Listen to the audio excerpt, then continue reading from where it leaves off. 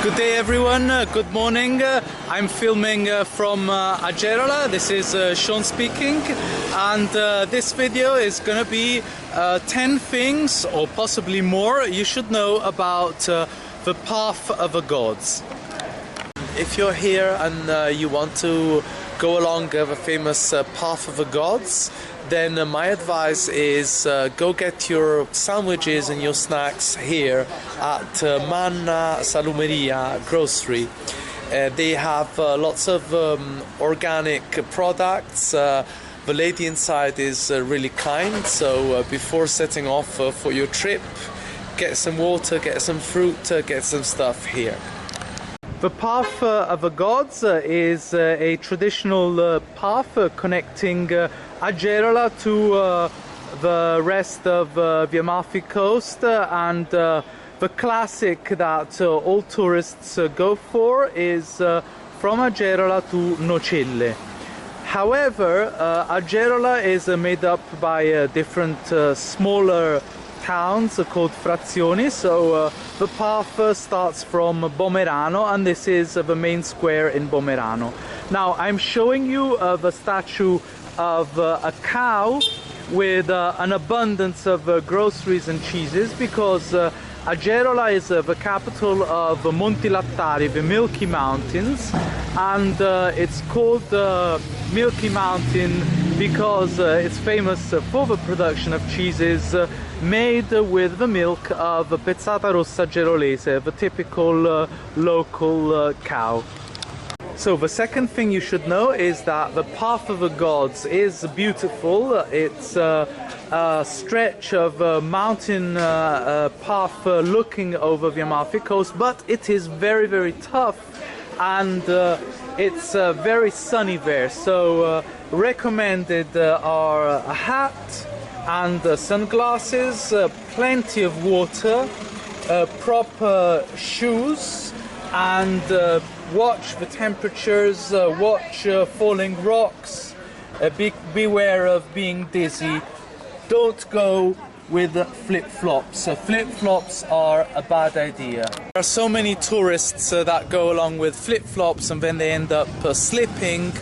And also, don't go along the path of the gods if you are, let's say, over 60 years old and you are overweight, a little bit on the heavy side, or at least don't do it all, just do a short portion, because a number of people have actually died of heart attacks.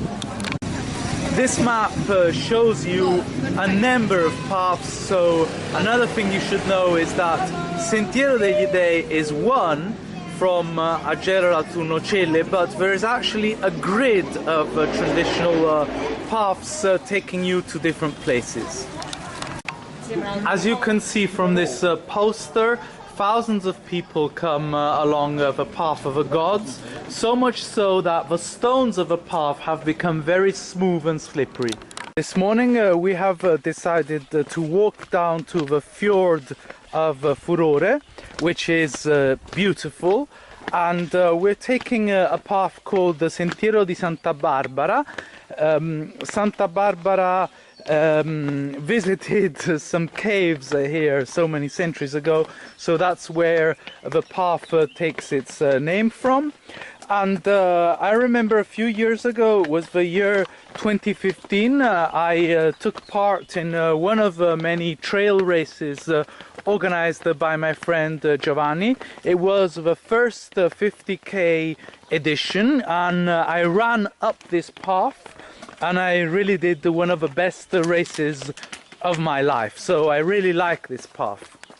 I do feel entitled to talk about it because since that race I have run another 4 50k races along these paths and many other trails. So I've been running along the Amalfi Coast for many years now, and I can also boast a number of coast-to-coast road marathons from Sorrento to Maiori, or even from Maiori to Sorrento, organized by my running team. Normally trails are rich in soil, but here in the Amalfi Coast there is not that much soil. There are many rocks, so expect rocks, hard surfaces and steps.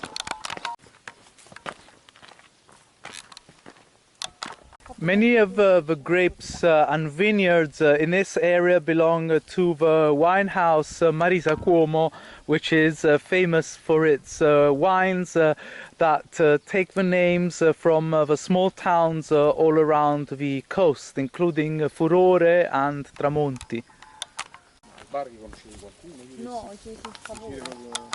This is a glimpse of one of the caves of Santa Barbara. What Santa Barbara used to do in these caves, we don't know, we can only speculate. The scenery has changed, we're enjoying a little bit of shade, something that doesn't happen very often here.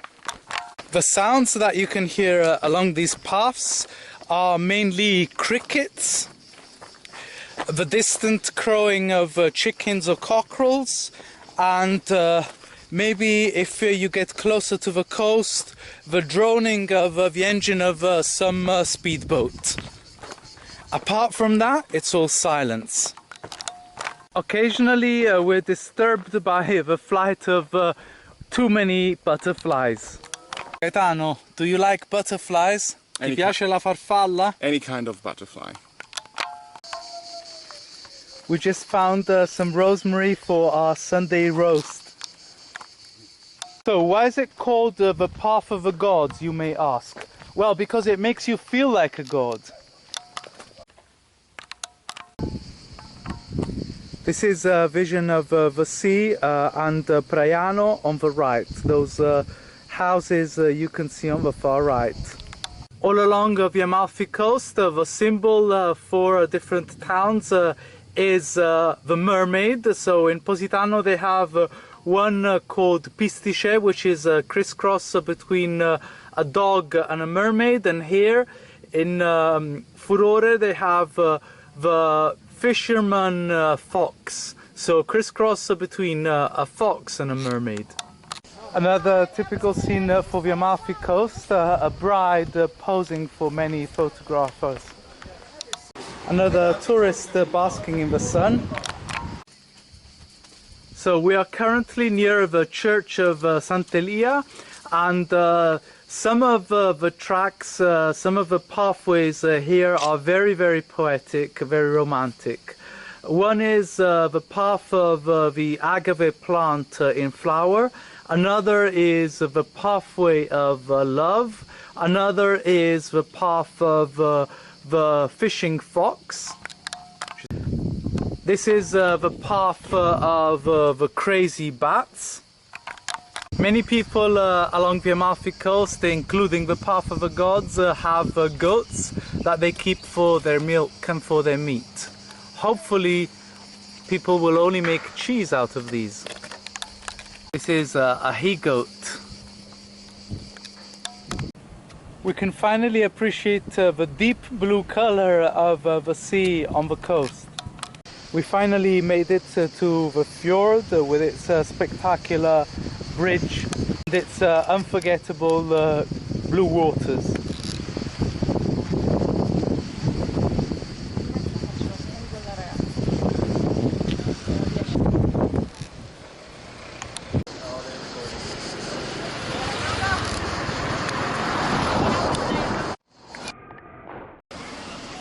That was one impressive dive, we weren't expecting that.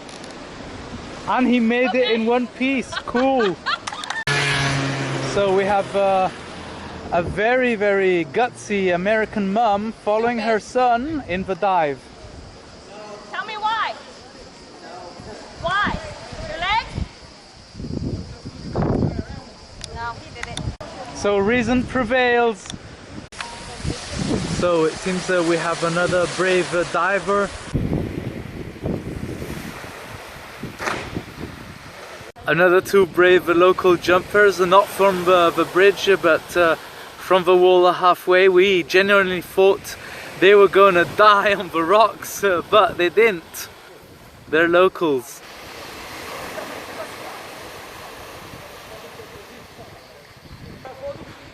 Hooray for our heroes! This is the body of a hero. The prototype of the Italian warrior.